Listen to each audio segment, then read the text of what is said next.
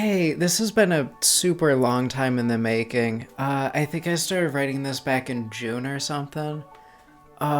This was definitely one of the topics that I didn't think that I had a lot to talk about until I actually started writing, and now it might end up being like the longest video I've made. So before we get started on this, I wanted to cover a couple quick things that I've been working on recently. I'm working on an indie game project called Drill House. I have a couple of devlogs up, and there's also a Discord server for playtesting. So if you want to try out the game or just get more info on it, or even just chat about unrelated stuff like Made in Abyss, please check that out. And also, recently I've opened commissions as well as general donations. I didn't really want to do like a full Patreon thing. These videos take a lot of time, and there's a lot going on in my life at the moment, and I would really appreciate any support you could give. I hope you enjoy this video, and I hope you enjoy whatever else I end up putting out in the future. Now getting into the meat of the video, this topic is definitely the most talked about in terms of Made in Abyss analysis, and I wasn't sure I would have too many thoughts on it, but I ended up having quite a lot that I haven't really heard before, so I wanted to take a crack at making a video on our resident masked menace, number one best dad, the Sovereign of Dawn, Bondrewd. I'm also starting this script on Father's Day, so ended up being pretty fitting. Yeah, there are plenty of videos out there gushing about like how great of a character he is, or how he compares to like other villains from other series. I didn't really want to go that route. I wanted to just go my usual path of trying to figure out just how Bondrewd fits into the Abyss as a whole, and what he says about our heroes and themes, and just like, I guess, see how he fits into the greater machine of Made in Abyss as a story.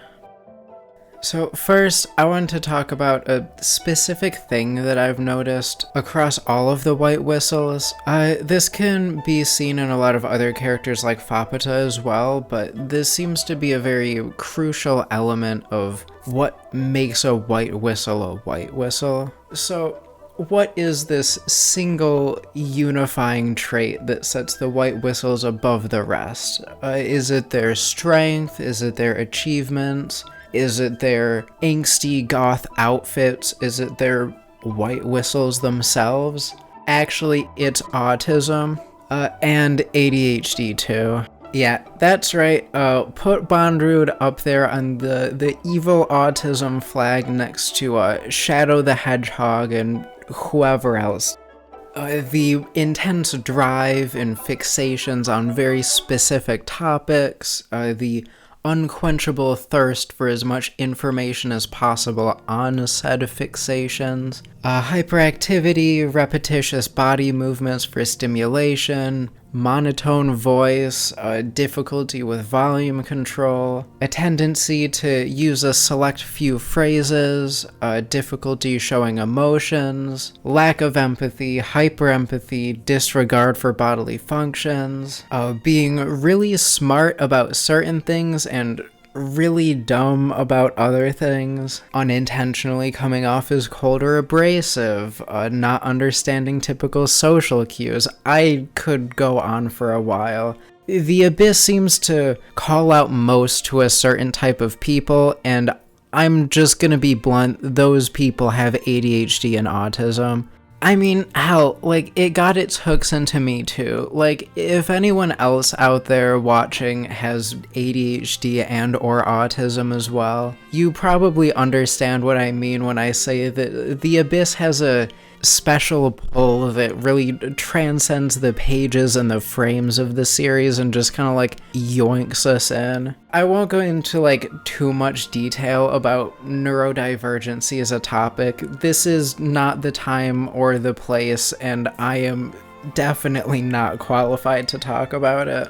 I can talk a lot about personal experience, but I am not a professional of any means. Just note, its presence among the White Whistles really explains a lot of like the drives and the weird habits of this group of enigmas, and it kind of helps set a baseline, I guess, for understanding their personalities, although there is a lot more going on, hence why this video is stupidly long. Okay, now I really want to start getting into the really juicy bits. As well as like the very overly analytical bit. If you've seen any of my other videos, you probably understand like how important the 5 levels of value are to like every arc in this series. For the focus of this video specifically, I wanted to pick out just one, the second level coup, as it's the main focus of the Edo Front arc and is heavily tied to Bondrewd as a character. Of course, this does mean that we won't really be talking about Bondrewd for the next like 10 minutes or so, but I swear this is very, very important. You gotta eat your metaphorical veggies before you can see the funny lightsaber man. So, going off of Gabaroon's definitions of the value levels, coup is the accumulation of value or of wishes. You're gonna hear the word accumulation a lot during this video. I'm gonna put big font accumulation anytime it comes up. So, like with all of the value levels, this definition is really vague and hard to understand completely. Though, thankfully, we have the most examples and overt clarifications of what it's supposed to be of any of the value levels. Even more than level 1, which I mostly blame on, 1, just isn't that complicated, and also the arcs that went into it were probably made before Sakushi really understood the structure of the series. They weren't picked apart like Accumulation has been in the last couple arcs. So, since Ku is the focus value level of both the Edo Front and Iruburu arcs, let's look first at the Iruburu arc and see what examples we can find in it to give us a better understanding of what accumulation of value is even supposed to mean before we really delve into Bondrewd stuff. So, technically, a lot of the characters have some form of value journey in this arc, even if it's not a complete one, meaning that their wishes and their souls travel through some or all of the 5 levels of value in order to see through their goal, but I'm just gonna pick out 4 to really highlight. And also note that like value, souls, and wishes are honestly kind of interchangeable when you're talking about value levels. So anytime I mention like any of those concepts, the definitions of the value levels will still apply. So accumulation of value, accumulation of souls, accumulation of wishes, even though they're technically different in different realms, in terms of the value definitions, they're kind of just all the same. First, let's look at the most clear and concise example, Wazikyan's deathbed speech. He talks about how the Ganjakor wanted to surpass being human, or in order to make it in the abyss. And he says that going beyond humanity doesn't just mean like becoming a Narahate. Surpassing humanity only comes through accumulation. The strength and knowledge from the people of Orth gained by living off the abyss, the techniques passed down between generations of delvers, the curiosity of those willing to dive deep, and all the players in the story of Iruburu, both old and new. All of these were a part of the accumulation, a massive snowball of strength and inheritance.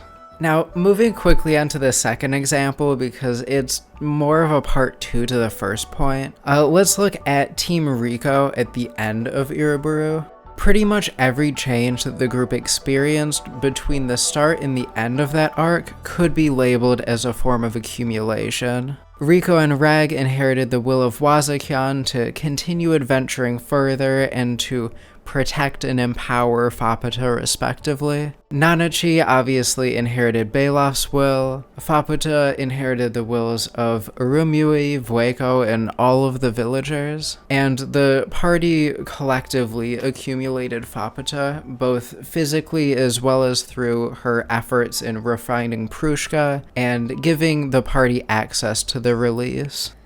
This is what Wazakyan meant when he was talking about accumulation being necessary to dive further into the abyss.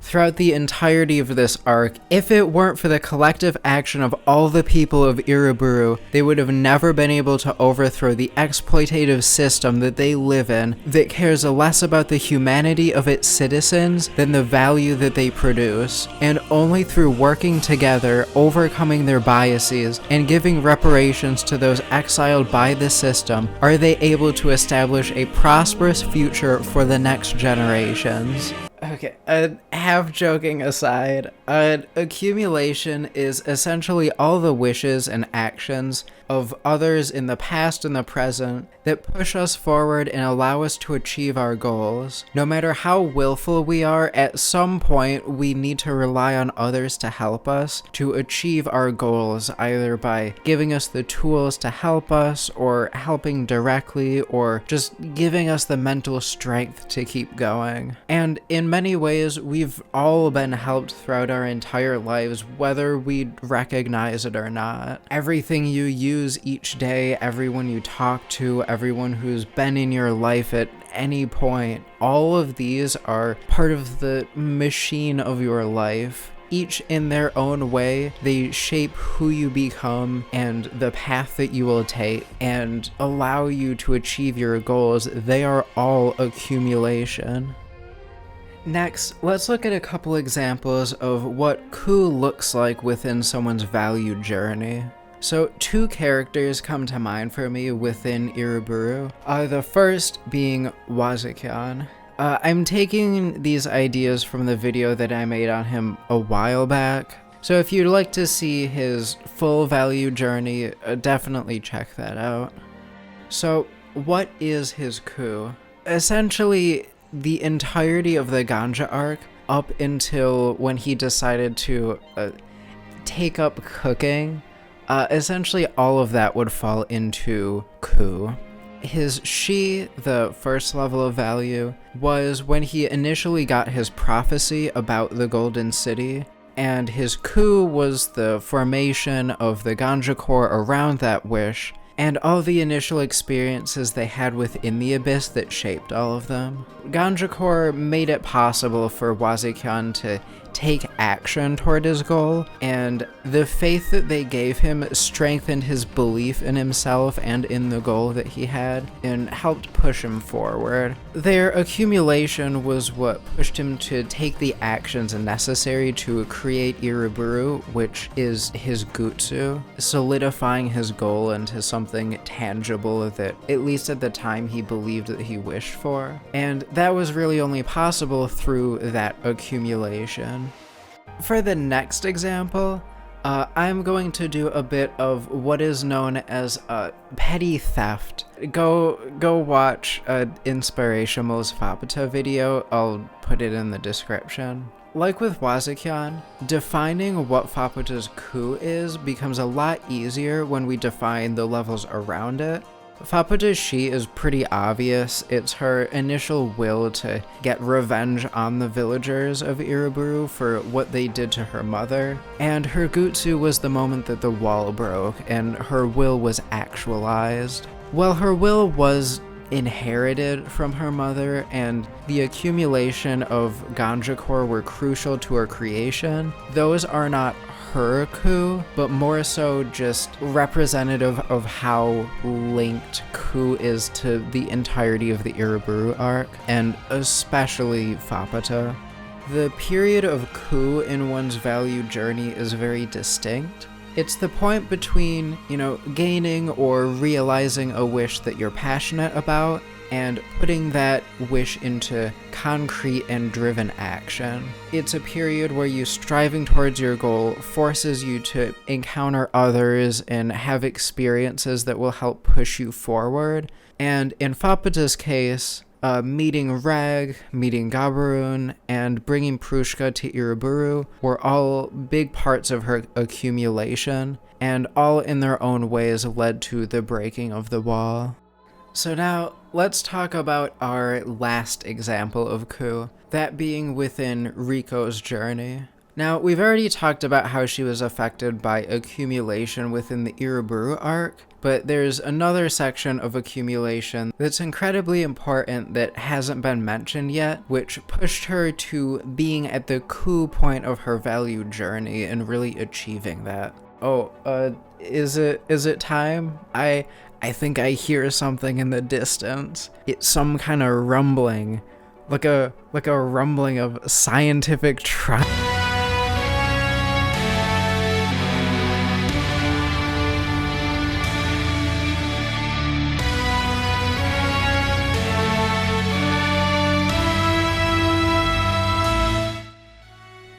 If you've seen my previous videos, then you'll know my theory on how Maiden Abyss is structured. I won't go into too much information here so the video doesn't get too bloated, but I'll link a Google Doc below that has some stuff to help explain it. And also, most of my previous videos cover it in some form, so if you want more context, totally check those out if you're interested. So the main information that we need to cover for this section is just explaining what the Edo front arc is within that framework. So this arc is what I call a night arc.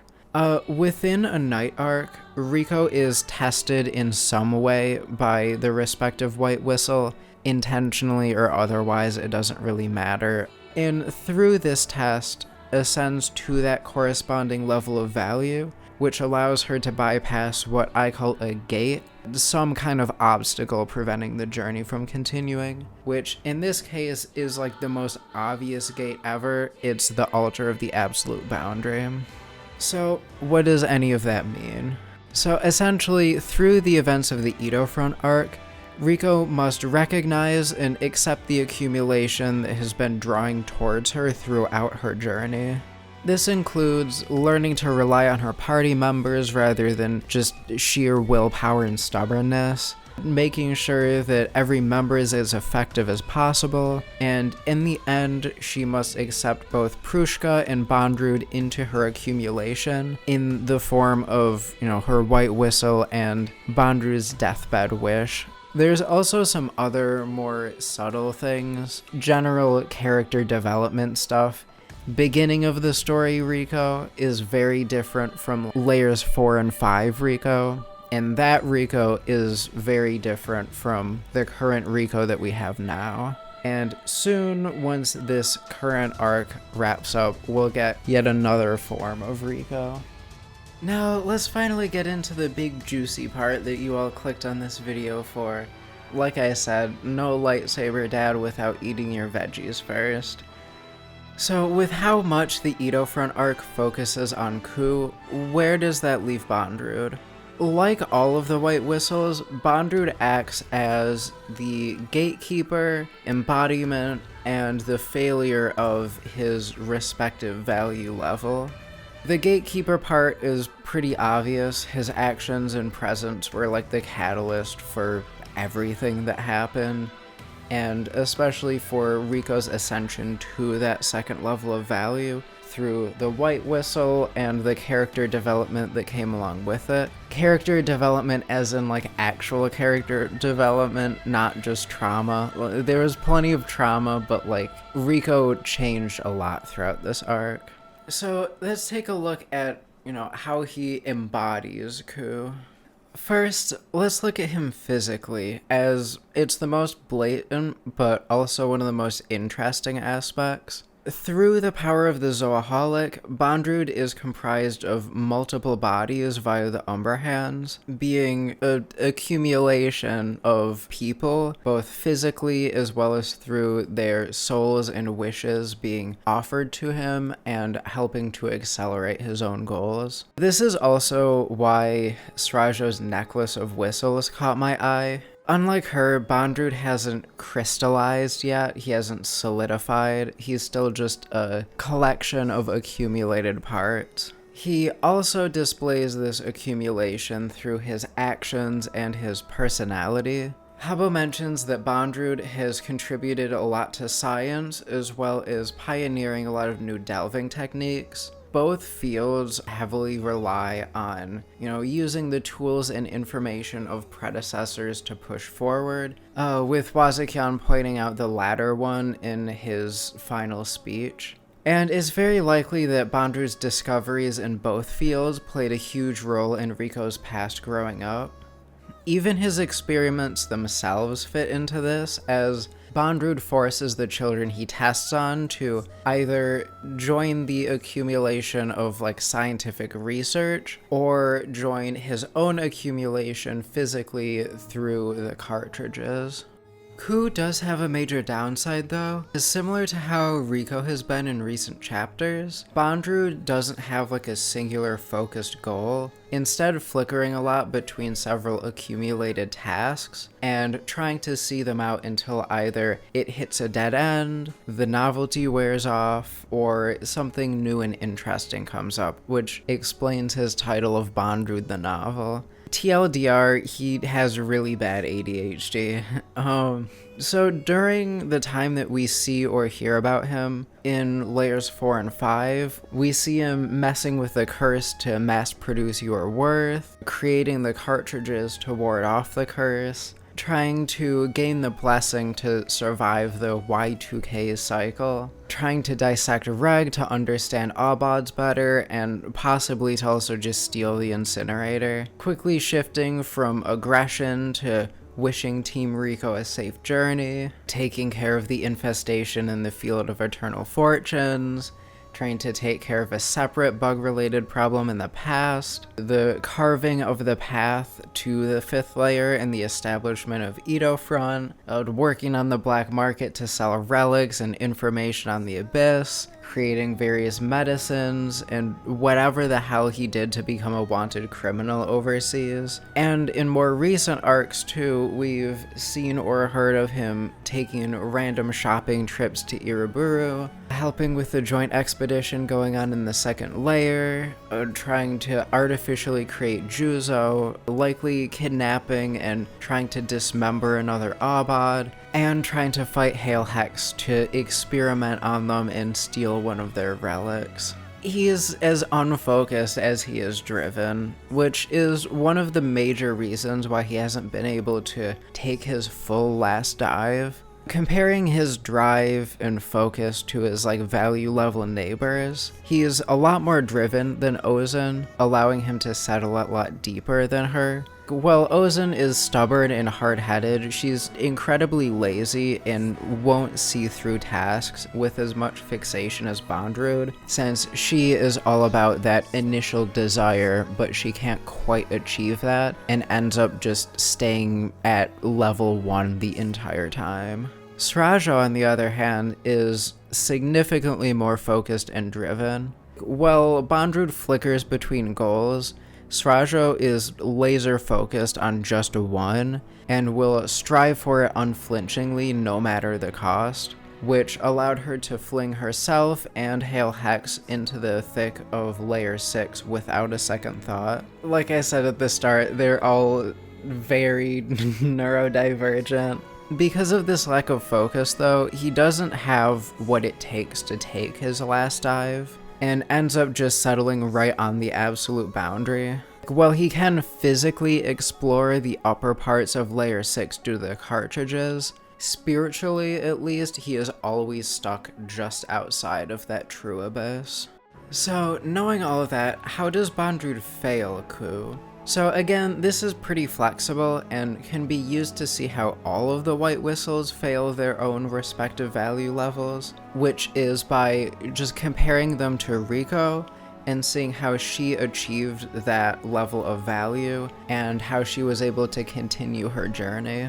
Honestly, the comparison between Riko and Bondrewd is very similar to the comparison between Sora and Master Xehanort from Kingdom Hearts. Despite outnumbering and outpowering Team Riko, all of Bondrewd's team is just more of himself. Rather than adding truly unique components to his accumulation like Riko does, he ends up just adding more him and simply becoming, like the sum of his parts rather than greater than the sum of it. Also, calling back to Wazakyan's deathbed speech, accumulation is the necessary ingredient to become something beyond human, but instead Bondrewd has only succeeded in becoming less than human and just grinding away at any shred of humanity he has left and becoming just more and more of a shell in the process. Unlike Riko, who fully achieved and accepted Ku, he is in no way ready for the crystallization process for Gutsu. Because Riko has a collection of excuses, essentially, to continue her journey downward, and a team of invested friends with their own unique ways that add to that collective team. And they're all ready to be, unified and, strengthen each other in the process.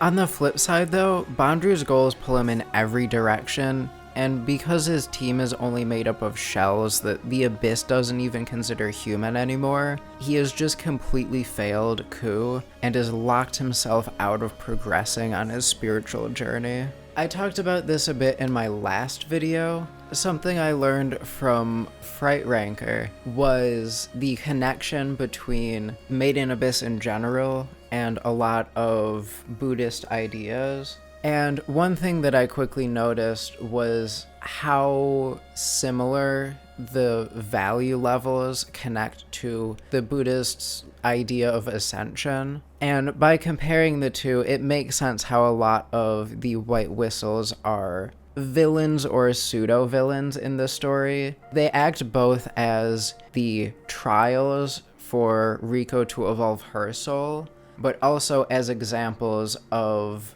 failing and being stuck at that level. Now that we have significantly roasted Bone Daddy enough, I want to dig into his design because I think it's one of the most interesting in the series in terms of visual motifs. Taking after Bondrewd's style, this is going to be incredibly unfocused, and some of it will be general thematic thoughts outside of just solely visual design. So there are three main visual motifs that contrast him with the three members of Team Riko during the Edo Front arc. And the ways that he connects to them are all the ways in which these members are, made in Abyss. First is the skeletal motif seen in his mask and in the whistle, which connects him to Riko as, in their own ways, they're both corpses reincarnated, essentially. The main way that Riko differs from him in this is that despite being dead, she embraces life and humanity, even though she has this possible sword of Damocles time limit hanging above her head. Well, Bondrewd just continues to unnaturally lengthen his life, while also rejecting all aspects of it and rejecting his humanity. He treats bodily urges, the flavors of food, and conversation to all be just inconveniences that he needs to deal with, rather than being the things that makes life interesting. He also doesn't value friendship, connection, and love outside of its raw worth as a resource. Essentially seeing life as just stuff rather than things with soul and energy and meaning to them. And this can also be seen in the design of his whistle. The two clasped hands on his whistle are in reality the same hand, two left hands fused together and clasping each other. Essentially the visual equivalent of giving yourself a hand, which makes sense because he doesn't really have that Delver-whistle connection, as he is both the Delver and the whistle. So even though he is surrounded by all of these helpers, in reality he is just alone. He is surrounded by him. Despite his bodies being a lot more technically alive than Riko, in spirit he is way more of a corpse than her in every way. Second is the robotic motif seen in his suit, and especially the designs of the Umbra hands, as well as just kind of Edo Front as an environment, obviously contrasting him to Reg. Just like with the comparison to Riko, Bondrewd isn't physically a robot, but spiritually he is way more robotic than Reg. He ignores emotions and human life and only sees things as being how he is, some of their parts and nothing more. He beelines directly towards his current goal and executes the path towards it as efficiently as possible, seeing human life only as a minor expense compared to time and resources. Despite being technically a human, he acts more like a cold and calculating machine, both in his actions and in his general worldview. And third is the Narahate motif, seen in his final form at the end of the Edo Front arc, connecting him to Nanachi. So for this one, I'm gonna have to delve a layer deeper and talk about his whistle and the Umbra hands as well. Note the name Umbra hands too, with Umbra being the darkest part of a shadow. When Bondrewd uses his whistle, instead of blowing into it, he clasps it fully in his hands, effectively blocking out the metaphorical light of the white whistle and casting shadows of those hands, i.e. the Umbra hands, which are shadows cast from his original body. This is the main way that it connects to Nanachi, because the definition of Narahate is the shadow of one's former self. Because not only is he physically comprised of shadows of his former self, and also being the shadows of others' former selves technically, but spiritually, again, he follows suit. Like, he is a shell. His mind has been shattered, his humanity having long since been ground to dust. Compare this to Nanachi, who, despite physically being a Narahate and becoming a bit of a shell from their experiences and their time pretty much alone and only focusing on one thing, they still embrace what it means to be human. They love good food, they make friends, they choose to continue their journey with Reg and Riko rather than just decay away like Bondrewd does. While Bondrewd rejects any semblance of humanity and just beelines straight for his goals, Nanachi was able to give up their goal and continue forward with life and choose to live. So despite only being a Narahate for a short time, he is way more of a shadow than Nanachi, less of a human and more of just a husk. Now that the comparisons are done, I want to cover a couple quick final miscellaneous things with his design, starting with his most iconic feature, the purple line. That thin line of light in the darkness has always made me think of an event horizon, which is fitting for his place in the story and within the abyss itself. So, like the absolute boundary on the edge of the 5th and 6th layers where Bondrewd sits, the event horizon of a black hole is that line of light that surrounds it and indicates the boundary at which light can no longer escape. Fittingly, the line of light on Bondrewd's mask and above the altar of the absolute boundary marks him as the final obstacle to pass before reaching the true abyss, where no human can physically escape. The metaphorical gravitational force being too strong so that when your body goes up, your humanity, your soul doesn't raise with it. And then finally, his titles both reflect on Bondrewd's obsession with discovering new knowledge and his inability to stick to one task once the knowledge is known. As represented by Prushka, who is named after the non-existent flower of dawn, the dawn is short-lived and will quickly pass onto the next section of the day. By constantly pursuing the next dawn, Bondrewd is never able to gain that crystal focus that is required for Gutsu, always needing something new and novel to satiate his curiosity. Also, this constant pursuit of the dawn, a singular instance of the day, is a pursuit of the future, connecting both his results-focused approach and his inability to focus on humanity. He is so disconnected from the present that he's completely lost touch with existence as well as himself. Okay, I'm adding this section in way later in the script. I wanted to touch on Bondrewd's morals a bit. I'm rewatching Spice 8-Rex Yawgmoth video, and it made me think of this. So originally I wasn't gonna talk about Bondrewd's morals because I was like, oh, this has been talked to death. I don't really think I have anything to add to this. But this ended up putting me on a train of thought that by the end I was just like, okay, this is a pretty important elaboration on a lot of these points, so bonus section of the video, I suppose. So one of the most popular views of Bondrewd's morals is that he is like an ends justify the means type of character, that he is willing to ignore his moral qualms as long as the outcome is beneficial. So this might not come as a surprise since I've kind of touched on bits of this in the previous sections, but I disagree with this idea.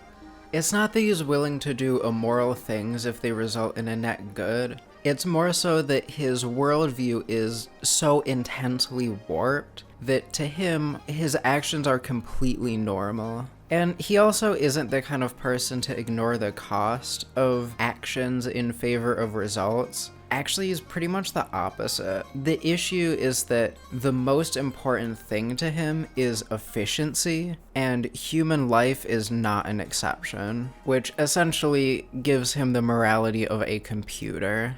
Like, a lot of people see Bondrewd and Wazakyan as being the same type of character, and there definitely are still many similarities between them, but with this main aspect, they're pretty much complete opposites. Wazakyan was willing to push aside his morals and do anything, no matter how horrible, as long as it meant that his people could survive, but Bondrewd is not the same. Like, he never threw aside his morals in a desperate bid to achieve his goal. He wasn't hardened by ages of being in the abyss and having his morals scraped away. If anything, Bondrewd followed his morals to a T. It's just, his morals aren't really good.